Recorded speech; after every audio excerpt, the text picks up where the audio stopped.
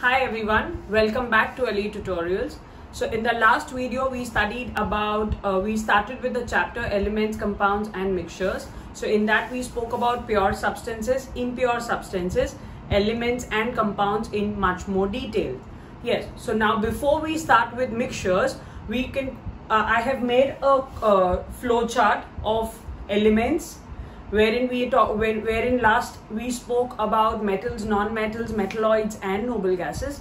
So I have jotted down a few points which are not given in the tabular form in your textbook, and we can also go through the formulas of the compounds. So once we are done with this, then we'll be starting the next topic, that is mixtures, right? So let's quickly go through elements.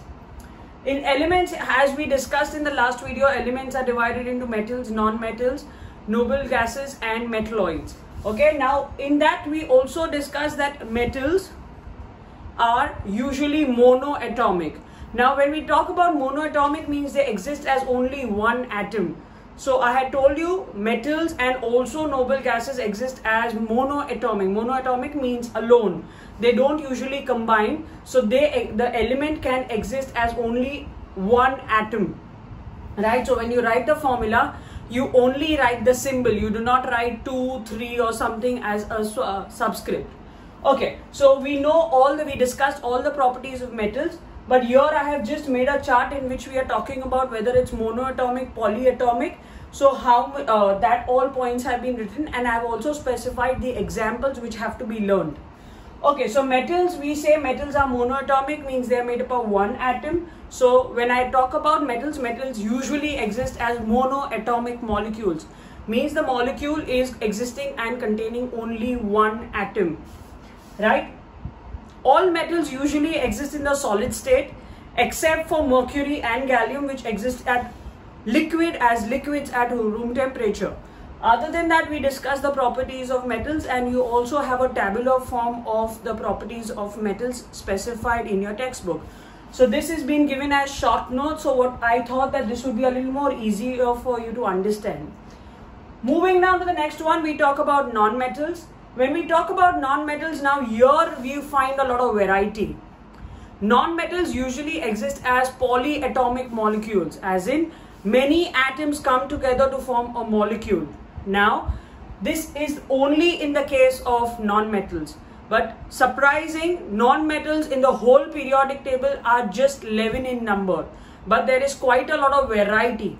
As in, they can exist as a group of 2 atoms, or 3 atoms, or 4 atoms, and to an extent of even 8 atoms together. Yes, let's quickly see that.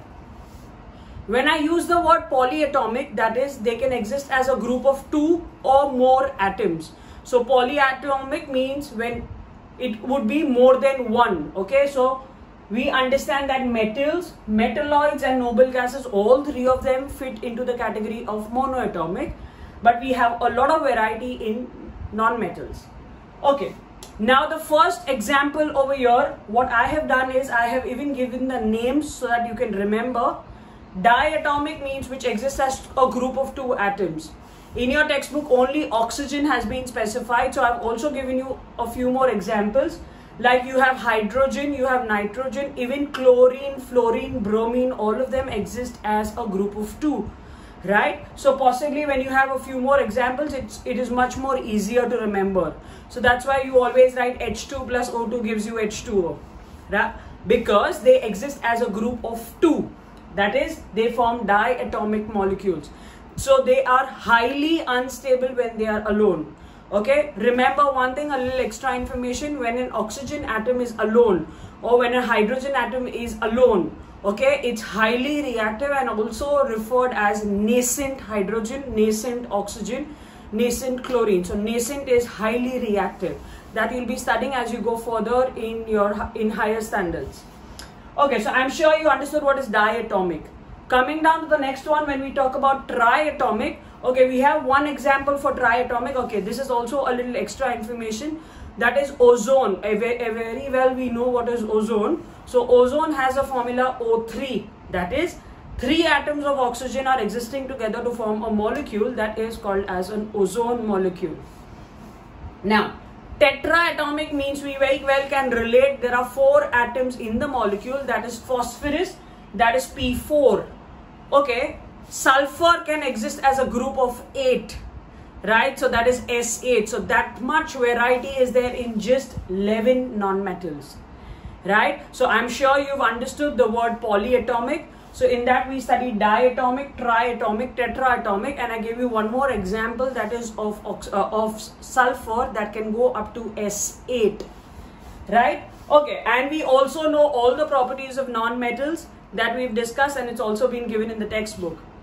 Moving down to the next one, when we talk about metalloids. Okay, yeah, one more point about non-metals. Non-metals can exist as solid, liquids, and gases. Bromine is the only liquid non-metal, right? Most of them also exist as solids, like carbon can exist as solid, sulfur, phosphorus, whereas rest all would be existing as gases. Oxygen, nitrogen. Okay, moving further to metalloids. Okay, metalloids actually have a property of both metals and non-metals, but they are hard solids. Now, in your textbook, they have specified only 6 metalloids. So usually in the periodic table, when you go to see, there are 7 metalloids that have been specified. So what I have done is I've made a note of all of them. Okay. So as far as you see, they will not ask you all the metalloids. You just can remember the names. Okay. So in your exam, all what they can ask is max to max 3 or 4. So they will ask you, give a few examples of metalloids. So you need to know, because see, now these are a very small number. When we talk about metalloids and noble gases, that is a very small number. So you need to remember the names, okay, with the right spellings. So let's have a look at the metalloids. Boron being the first one, silicon, germanium, arsenic. Okay, so I'm sure the first 3 are quite simple. Boron, silicon, germanium. Moving down to the next one is arsenic. Then you have antimony. Okay, so antimony, the word is antimony, but the symbol is SB. Okay, then you have tellurium, and polonium is not specified in your textbook, okay, but it is considered as a metalloid. So we have 7 over here. They have not given the exact number specified in the book, so I've just made a note of that, okay. So these are the metalloids, and coming down to the last category, that is noble gases. When we talk about noble gases, again, all of them are highly stable, okay. So when they are stable, they are not reactive, okay, and thus they exist as monoatomic, okay. So they are monoatomic. So except for noble gases, rest all of them exist as monoatomic molecules. And as the name suggests, noble gases, all of them exist in the gaseous state. Again, just 6 over here to remember, so you'll have to remember all of their names. Okay, helium, neon, argon are the 3 common ones what you've already learned since your lower standards. 3 more to learn: krypton, xenon, and radon. Right? So what this whole thing covers up all the extra short note points, okay, which have been added over here. Okay. Later on, once the video is over, you can make a quick note of this in your notebook. Right? So with this, we finish the classification of elements. Okay, just a little additional information and an additional chart. Okay, and now we can quickly revise the formulas of the compounds, or go through the formulas of the compound, and thus we can finish the whole part of elements and compounds. Okay, so let's start with the first one. The first compound over here, what has been specified is water. So you have a list of 20 in your textbook. Okay, so I've just written down the names, and we can quickly see how easy the formulas are. The first one, when we see, is water. Everybody knows the formula of water, H2O. Okay, when I talk about carbon dioxide, I'm sure everybody knows the formula, that is CO2. Okay, now because oxygen over here is 2, they use the word dioxide, right? Okay. Sodium chloride, everybody knows, is more commonly called as common salt. Okay, but remember, all salts are not edible. That's the reason they call sodium chloride common salt. Why? Because that is edible. I even told you in the last video that how dangerous sodium and chlorine are, but when they combine, they are so useful to us, okay, as sodium chloride. If we do not have that, then that can turn up hazardous for our health. Okay, so sodium chloride, also called as common salt, having a formula NaCl. Okay, glucose, we had studied about photosynthesis in one of the points.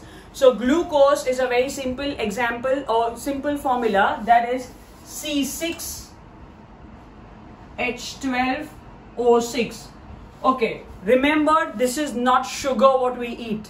Okay, sugar has another formula, glucose has another formula. Okay, so basically this is how it is. The glucose and sugar are completely different. Okay, so glucose is a type of sugar, but not the same sugar what we eat at home. Okay, we come down to the next one. I'm sure the first four were quite easy for all of us. We come down to the next one. We talk about baking soda. Baking soda is the common name. Okay, so in your exam they might ask you common name or else the chemical name, right? So baking soda is the common name, and when we talk about the chemical name is sodium bicarbonate. Okay, sodium is Na.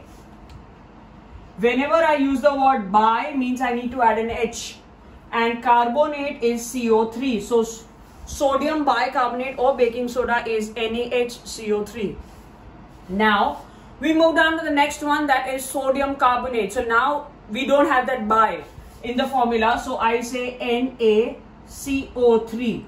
But over here, carbonate can combine with two atoms. Okay, so that's why we say Na2CO3. Okay, so I hope you are understanding. So the first three were quite simple. Then you have glucose, C6H12O6. Baking soda is bicarbonate. Remember, baking soda bicarbonate, NaHCO3. Then we come down to sodium carbonate, that is Na2CO3. Okay, we come down to the next one, that is the common name is marble or chalk, which is also called calcium carbonate. Okay, now that's simple. Calcium is Ca and carbonate is CO3. Now you might wonder, miss, why you do not put a 2 over there? Because the valencies of carbonate and calcium are the same, so they get cut off. Okay, you will be studying that a little further when we will be doing formulas. Now, okay, so marble, chalk, common name, chemical name is calcium carbonate. We come down to the next one, that is sand, that is silicon dioxide, SiO2. Vinegar is called as acetic acid. Okay, so that is what is edible. So it's a weak acid that we can eat. A very simple formula, CH3COOH.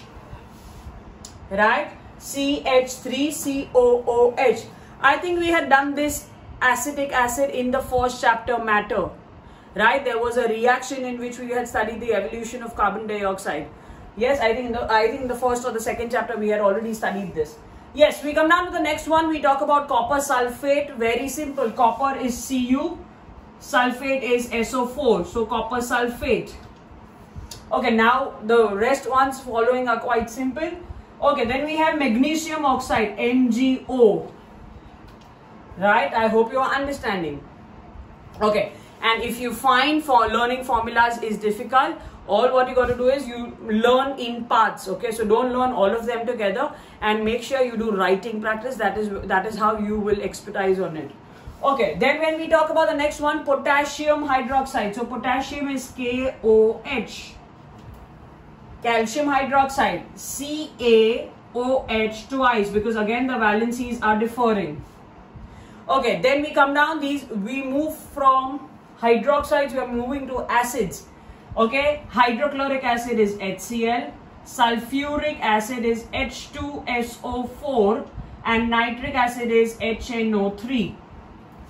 Okay, so these three acids, remember them, they will be quite useful for the reactions, HCl, H2SO4 and HNO3. Okay, coming down to the last few, silver nitrate. This also we've done, AgNO3, and barium chloride, BaCl2. Okay, yes, so we've already finished 18, quite simple. Coming down to the last two, calcium oxide. I'm sure you can think of calcium oxide. Calcium is Ca and oxide is O, so calcium oxide. And the last one to go is ammonia, NH3. Right? Okay. So this comes with practice. Do not worry. Okay. You can learn them in parts. It will be really easy. So I'm sure this has been a little useful to you. Okay. So you can copy this down. Okay. Once the video is over. And then in the next part, we'll be starting with mixtures. Okay. So till then, thank you everybody.